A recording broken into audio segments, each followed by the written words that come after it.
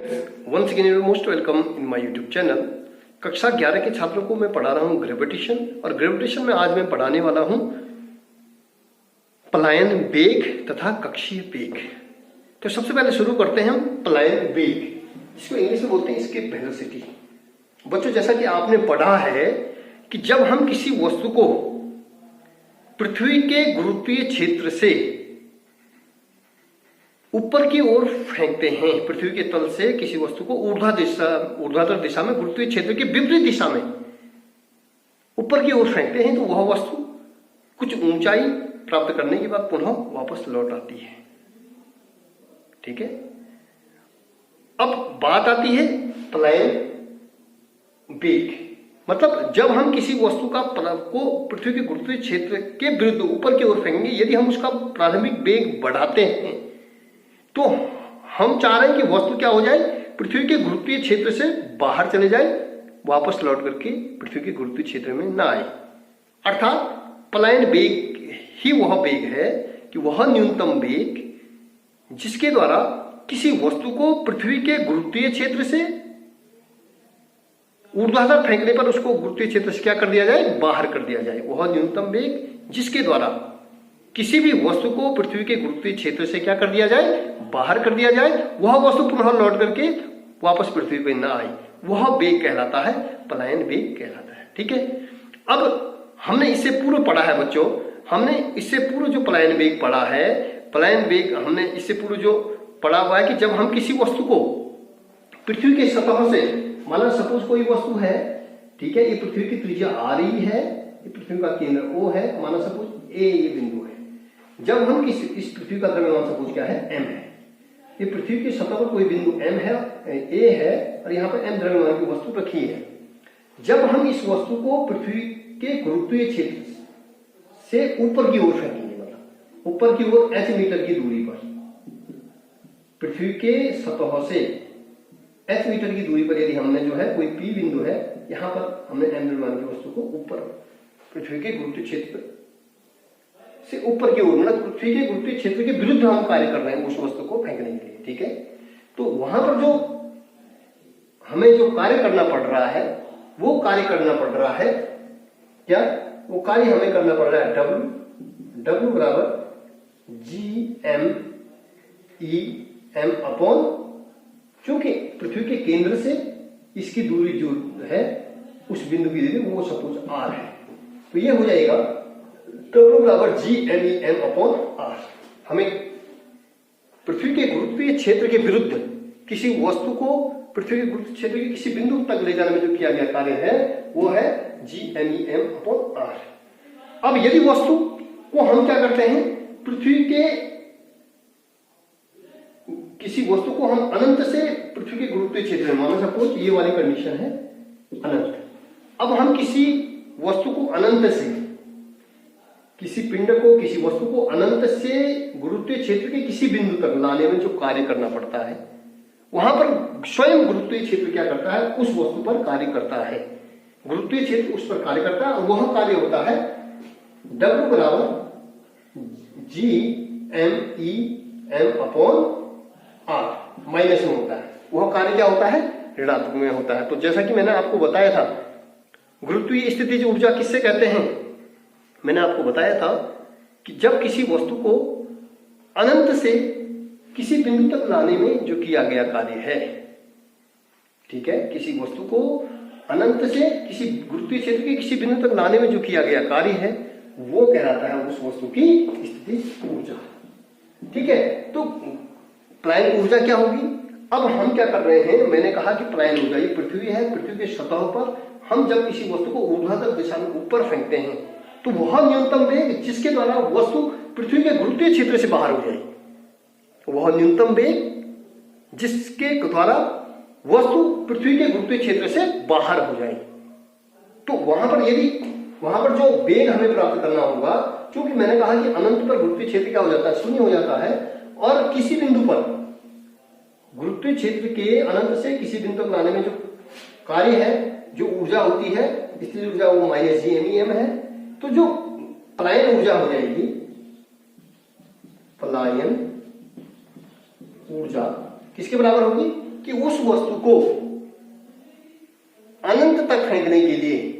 मतलब अनंत मतलब पृथ्वी के गुरुत्वीय क्षेत्र से उसको बाहर करने के लिए जो ऊर्जा हमें देनी पड़ेगी वो है प्लस GMEm/r।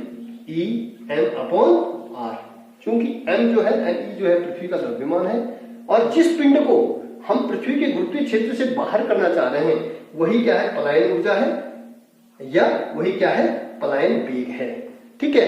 अब मैं ये कहना चाह रहा हूं आपको कि माना जिस वस्तु को हम पृथ्वी के गुरुत्वीय क्षेत्र से,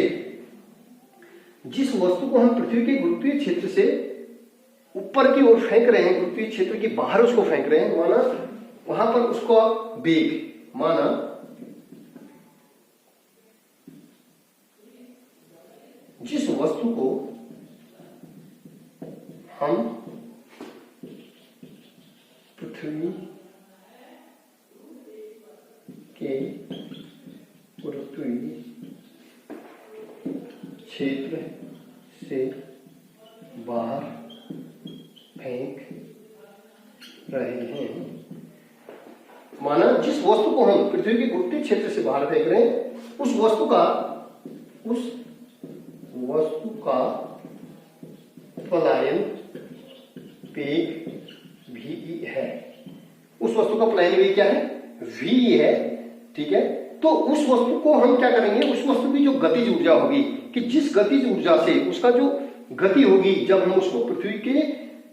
तल से ऊर्ध्वाधर दिशा में ऊपर को फेंक रहे हैं और वो वस्तु क्या हो जा रही है, पृथ्वी के गुरुत्वीय क्षेत्र से बाहर हो जा रही है, वापस लौट के नहीं आ रही है, वहां पर उस वस्तु का माना सपोज पलायन वेग क्या है, V है, माना पलायन वेग V है, तो वस्तु की जो गतिज ऊर्जा हो जाएगी, वस्तु को पलायन करने के लिए गतिज ऊर्जा बराबर हो जाएगा, जो गतिज ऊर्जा हो जाएगी वो K, चूंकि आप काइनेटिक एनर्जी जो है हो जाएगी 12 mVE का स्क्वायर, और V क्या है, पलायन वेग है। ठीक है, अब वो पलायन वेग किसके बराबर हो जाएगा, हमारे वह पलायन वेग किसके बराबर हो जाएगा, उस पलायन ऊर्जा के द्वारा जिसके द्वारा वस्तु को क्या कर रहे हैं, हम गुरुत्वीय क्षेत्र से बाहर कर दे रहे हैं। तो दोनों ऊर्जाएं यहां पर हम कहेंगे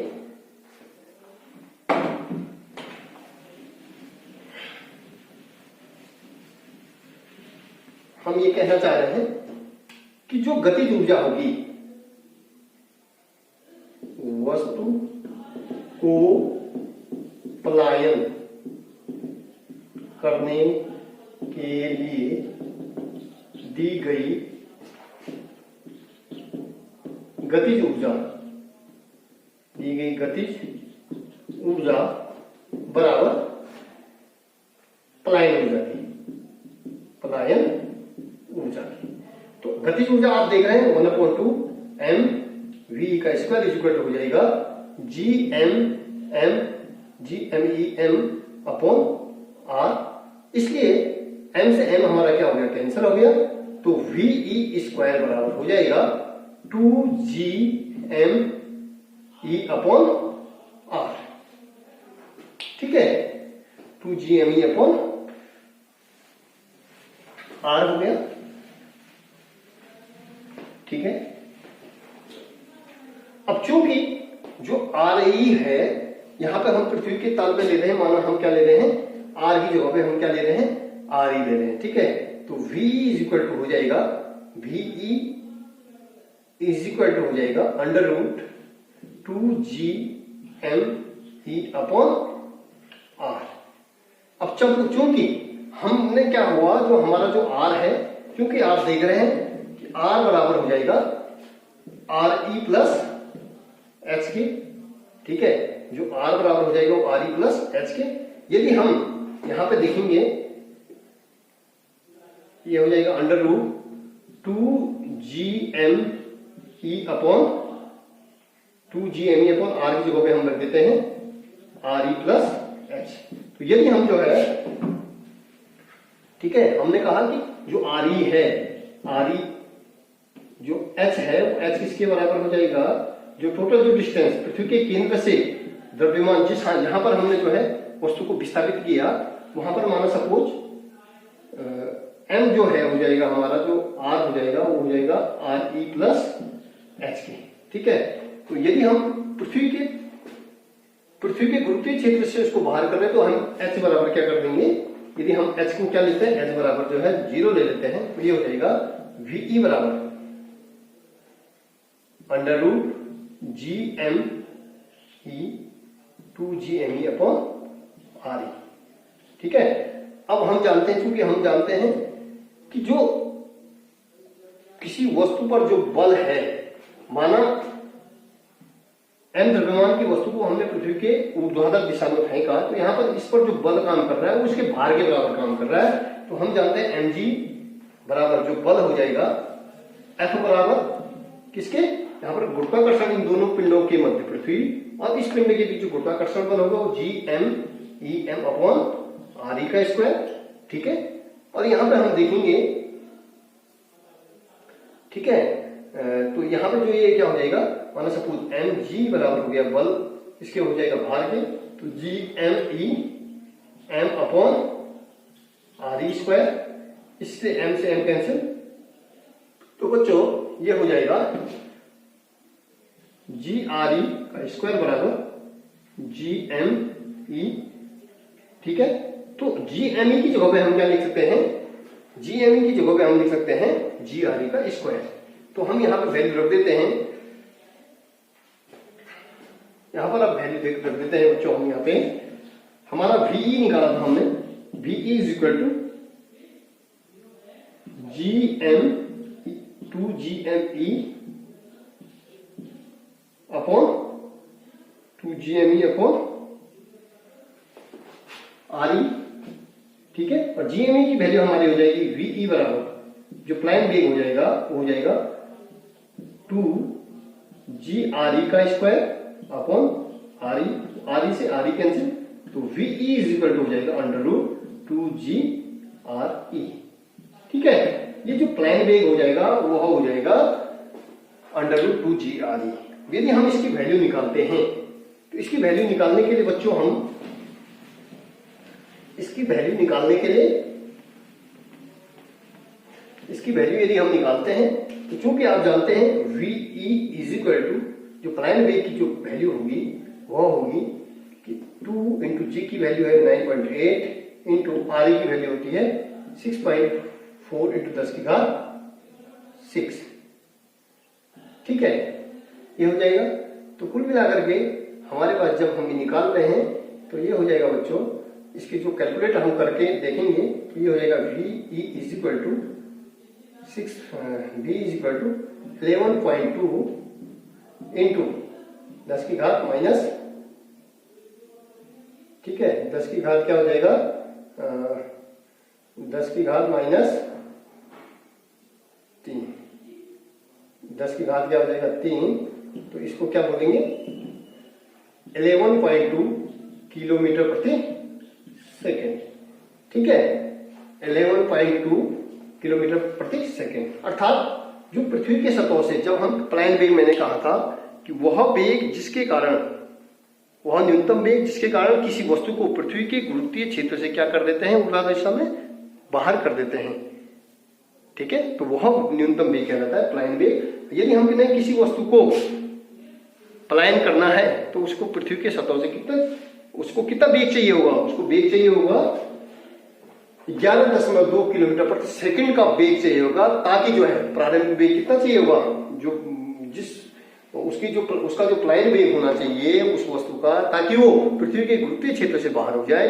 वह वेग कहलाता है, वह वेग होता है 11.2 किलोमीटर प्रति सेकंड। ठीक है, इसके अलावा बच्चों अब हम पढ़ेंगे कक्षीय वेग, ऑर्बिटल वेलोसिटी। ऑर्बिटल वेलोसिटी जिसको कहते हैं कक्षीय वेग, कक्षीय वेग जिसको हम बोलते हैं ऑर्बिटल वेलोसिटी। और ऑर्बिटल वेलोसिटी क्या होती है, क्योंकि हमने देखा होगा कि प्रत्येक उपग्रह अपने ग्रह के चारों ओर दीर्घवृत्ताकार कक्षा में क्या करते हैं, गति करते हैं। प्रत्येक उपग्रह अपने ग्रह के चारों ओर दीर्घवृत्ताकार कक्षा में गति करते हैं। चूंकि जो ग्रह होते हैं, यदि हम गणितीय रूप से उसको निकालें तो हम उसको मानते हैं कि कोई भी उपग्रह है,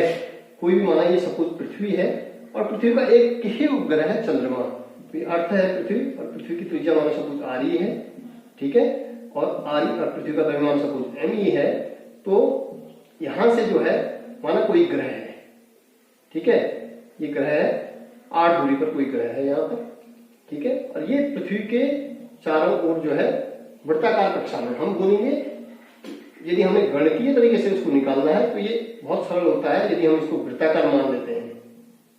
ठीक है। वृत्ताकार मानने पर जो है कि हम मानते हैं कि माना 8 दूरी पर कोई m द्रव्यमान का कोई उपग्रह है जो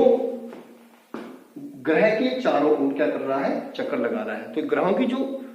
वृत्ताकार कक्षा में जो ग्रहों की चाल होती है वो नियत होती है। तो इस नियत चाल को ही जब कोई उपग्रह, माना ये उपग्रह जो है ये अर्थ है, तो ये क्या हो जाएगा, चंद्रमा, मून, ठीक है। तो चंद्रमा जो है पृथ्वी के चारों ओर, जिस प्रकार से सूर्य पृथ्वी के चारों ओर जो है, पृथ्वी जो है सूर्य के चारों ओर चक्कर लगा रही है, उसी प्रकार से जो है चंद्रमा पृथ्वी के चारों ओर क्या कर, चंद्रमा की पृथ्वी के सापेक्ष जो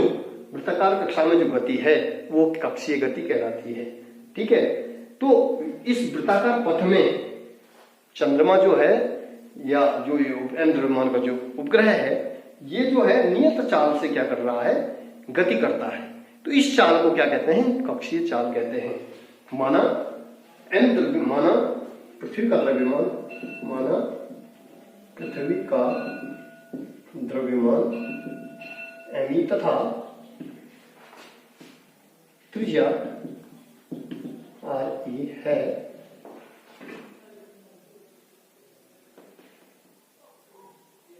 ठीक है, और एम द्रव्यमान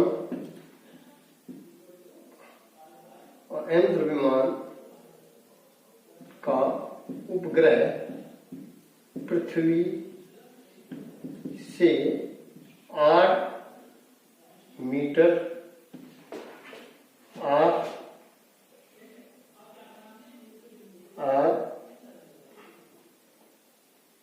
मीटर 8 किलोमीटर दूरी पर स्थित है। अब आप देख रहे हैं कि जब उपग्रह पृथ्वी के चारों ओर वृत्ताकार कक्षा में चक्कर लगा रहा है और उसका केंद्र क्या है, पृथ्वी है, उसका उपग्रह का केंद्र क्या है, उपग्रह है, उपग्रह का जो केंद्र है वो ग्रह है। तो यहां पर जो वृत्ताकार कक्षा में उपग्रह जो वृत्ताकार कक्षा में गति कर रहा है वो किसके कारण कर रहा है, अभिकेंद्रीय बल के कारण काम कर रहा है। जब उपग्रह पृथ्वी के चारों ओर वृत्ताकार कक्षा में गति कर रहा है तो वो अभिकेंद्रीय बल किसके कारण वृत्ताकार पथ में गति कर रहा है, अभिकेंद्रीय बल की। अभिकेंद्रीय बल बराबर किसके हो जाएगा, उन दोनों पिंडों के मध्य लगने वाले गुरुत्वाकर्षण बल की, ठीक है। अभिकेंद्रीय बल बराबर ग्रह तथा उपग्रह के बीच लगने वाले गुरुत्वाकर्षण बल, ग्रह तथा उपग्रह के बीच लगने वाले गुरुत्वाकर्षण बल के बराबर। मतलब जब